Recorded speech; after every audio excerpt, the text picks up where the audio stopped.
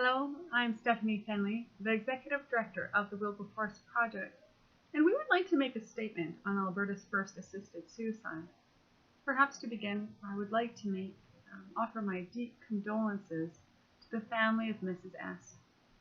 I won't pretend for a moment that I think her experience or decision was easy.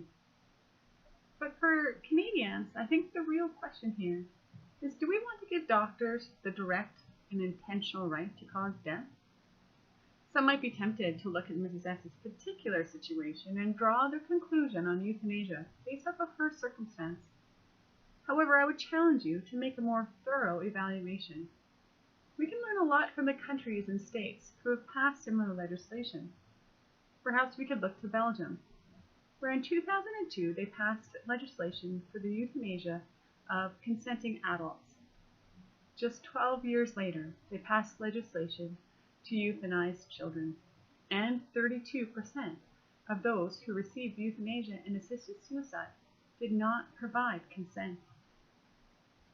I think we can see that the dangers of opening this Pandora box is real. And that leads me to the evaluation of the current committee's recommendations for our country. They are in fact the most extreme in the world.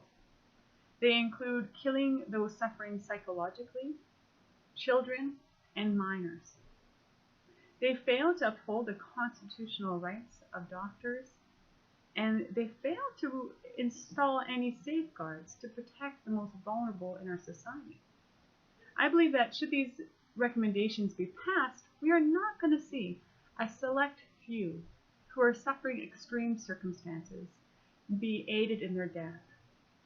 What we will see is a deterioration of our medical system, of our culture, and the value that we have as a society on those suffering. In fact, we can also learn something from Oregon.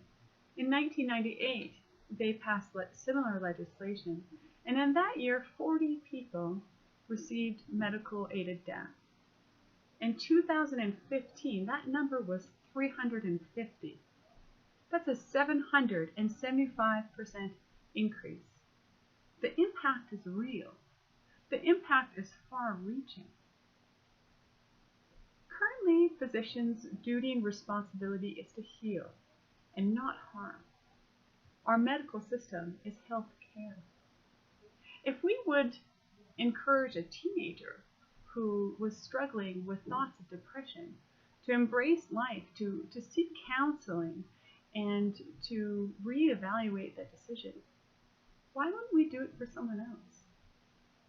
Do you really want to start just killing them? I would encourage you and other common sense Canadians to stand up. I think regardless of where we stand on this issue, we can agree that killing anyone simply because they ask for it is extreme. Please join us in the thousands of Albertans and Canadians who believe we should care rather than kill. Thank you.